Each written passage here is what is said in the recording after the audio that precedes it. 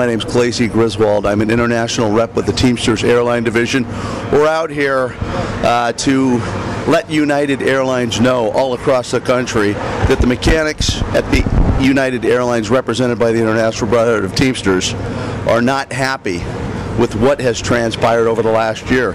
Since January 2013, we've been in negotiations with the carrier, in expedited bargaining, have done everything we can to get a good and fair contract for these mechanics. The carrier back in 2005, in bankruptcy, had taken away the pension of the sub-United mechanics, and way back when, there was a promise to these folks that they would get those pensions back. In these negotiations, the company basically had broken off negotiations just recently.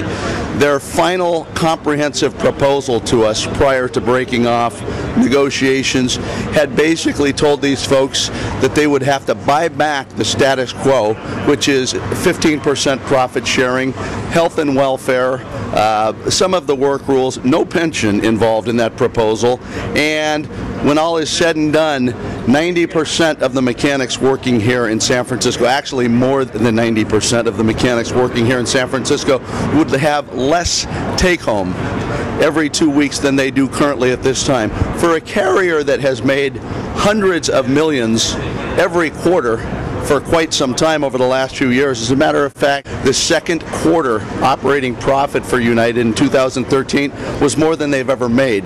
And for those folks to have the audacity to actually put something out to these folks to where they're going to be making less, number one, have no pension, number two, it's ridiculous, quite frankly. It's arrogant as far as we're concerned. And we're out here protesting, not only here in San Francisco, but 10 other stations, including Guam, out in the middle of nowhere, Honolulu, and a lot of cities here on the mainland.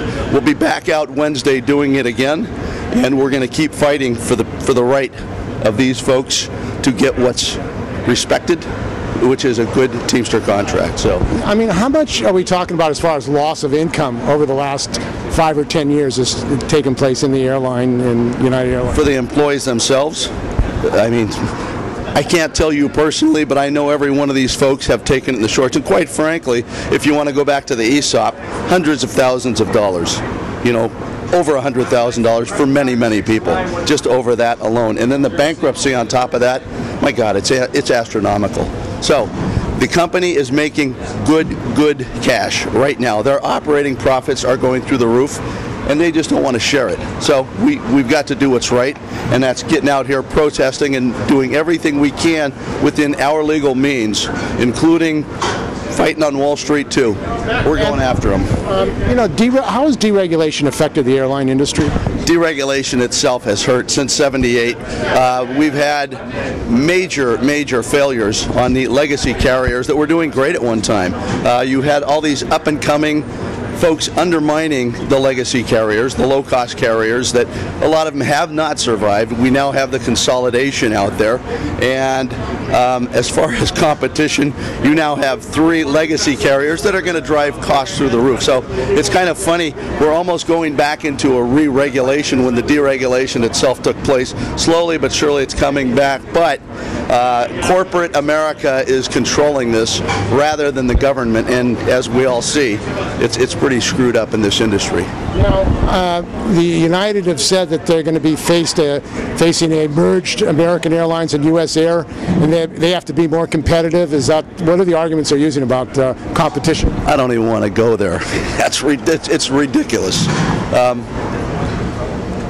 No. Their argument is, it sucks. It's the only way I can put it. United versus American versus the Deltas in the world, that they're going to have to do things to be more competitive.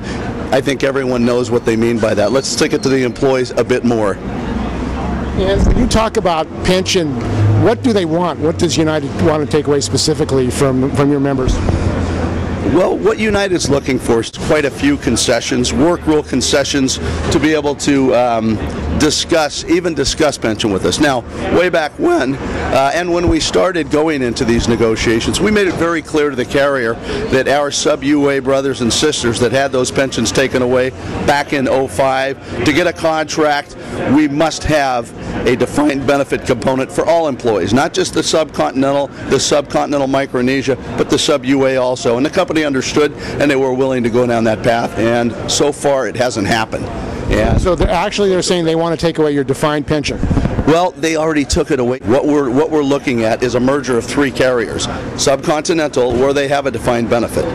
Subcontinental Micronesia, which is a small group out in Guam, and Saipan, they have a pension. But our sub-United brothers and sisters had that pension taken away in 2005, and the carrier had promised to bring it back. And as I said, negotiations broke off and there was no pension on the table.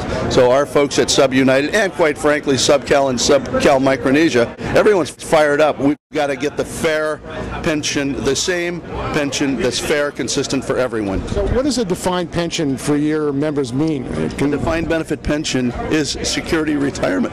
A 401k is not a pension. 401k is a supplement. It's a savings account, and when it's gone, it's gone. That defined benefit, it's a monthly guarantee that you will have retirement security along with Social Security. I mean, back in the day, there was the 3-legged stool. Social Security, defined benefit, and a 401k savings as the supplement. Now, these poor folks at Sub-United, that 401k, that savings plan is their retirement. It's ridiculous. That's not what union folks should get stuck with. And quite frankly, the carrier had told these folks they wouldn't be stuck with it.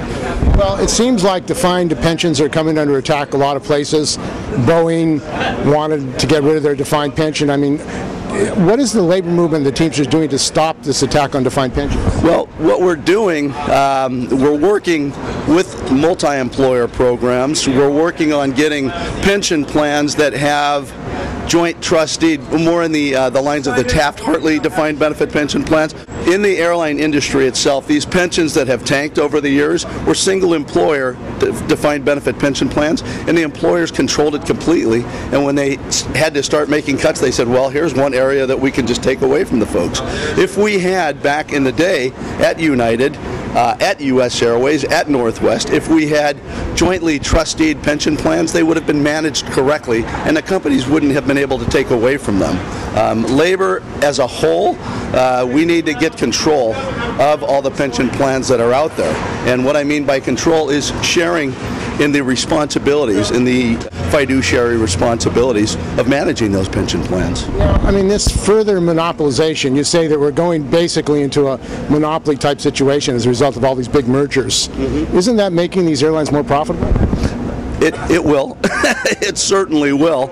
You know, as I said, we're slowly going back into a regulated industry by these consolidations to where there's less competition, and quite frankly, you can rest assured that there will be some gouging itself and collusion.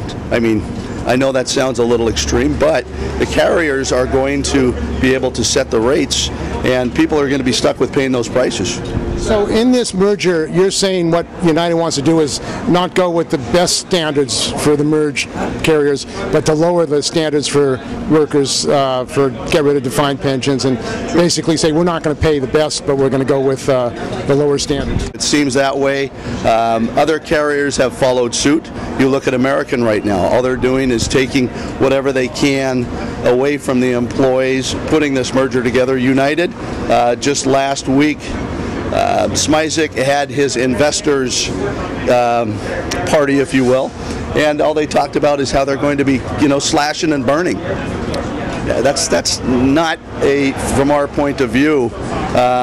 You don't send that message out while you're trying to get the flight attendants, the mechanics, the dispatchers, and some other work groups into collective bargaining and get an agreement that's, fair and both sides can live with. Putting that kind of crap out there doesn't do good for the workers by any means. Now, the executives, the top managers, they have like golden parachutes. What's their compensation? I'd rather not say. It's ridiculous.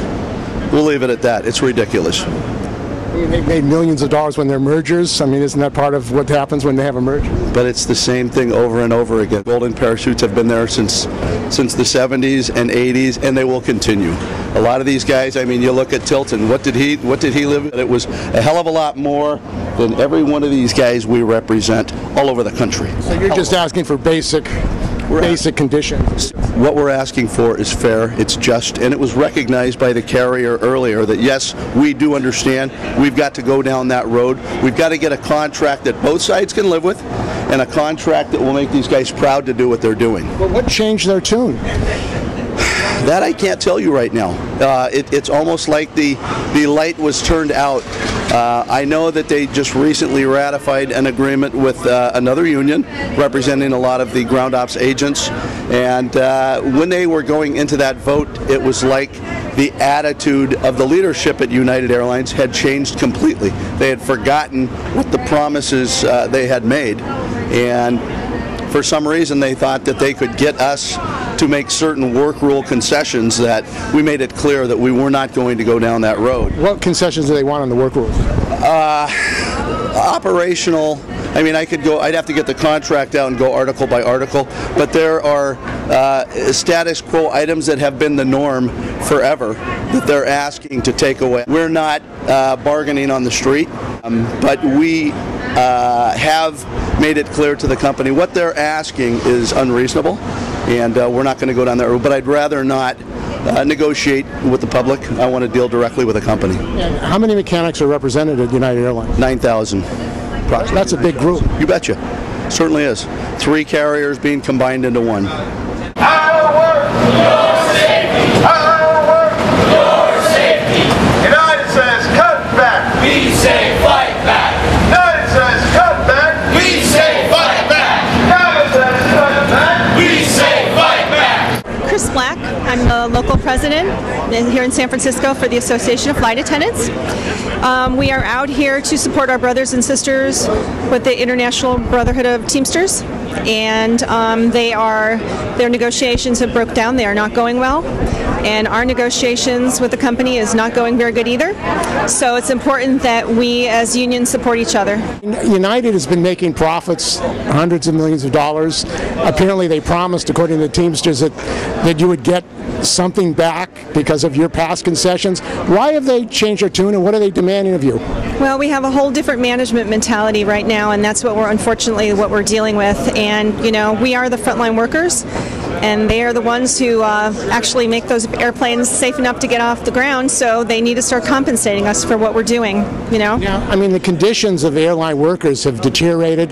There's a lot of stress. I mean, it's very difficult. I mean, do you have problems with health problems with your members and the conditions? Health problems?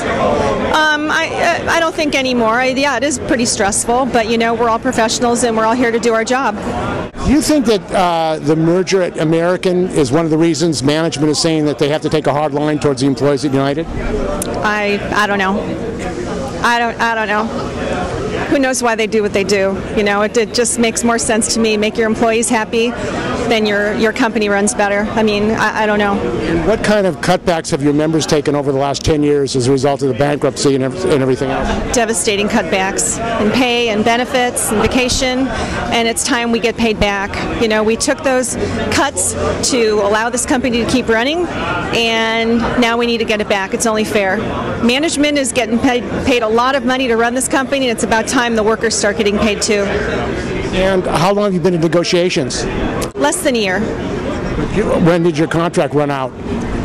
We have a contract since the merge with Continental. We have Continental Micronesia, Continental, and United that needs a joint contract. We actually have 3 flight attendant groups, so we are in the process of negotiating that joint contract. Now, one of the issues that has been raised is the defined pension. Are they saying that they don't want you to have a defined pension as well? Well, we're a different story. We've already lost our pensions. So you don't have a pension? Nope. That went to the PBGC. So how do your members survive when they retire? Yeah, that's a good question, isn't it? It's a good question. You have to think of other things. Your 401k. You know. And I mean, during the American Airlines strike of flight attendants, I interviewed some American Airline flight attendants. Some of them had to be on food stamps. Their pay was so low. I mean, the real pay of flight attendants is extremely low compared to the work that they're doing. And is that still the case of the work, the pay conditions? Yeah, I mean, how frightening is that? I mean, why do you think we're in negotiations and we all want to make more money and get back what we lost during bankruptcy? You know, we have the right to a living wage just like everybody else does. So that's really an issue, the living wage. Absolutely, it is. Can the company afford it? Absolutely, they can. And how much of the profits are they making? It's all over the news. You tell me. So you think they have the money to provide what you're asking for? Absolutely, they do. So you're out here to support the Teamsters. You think there's going to be solidarity among all United employees in this negotiation period? Yes, I do. And how many workers do you represent? Does your unit represent? Here locally, about a little over 2,000. And nationally? Nationally, we have 14,000. Cut back! We say fight back!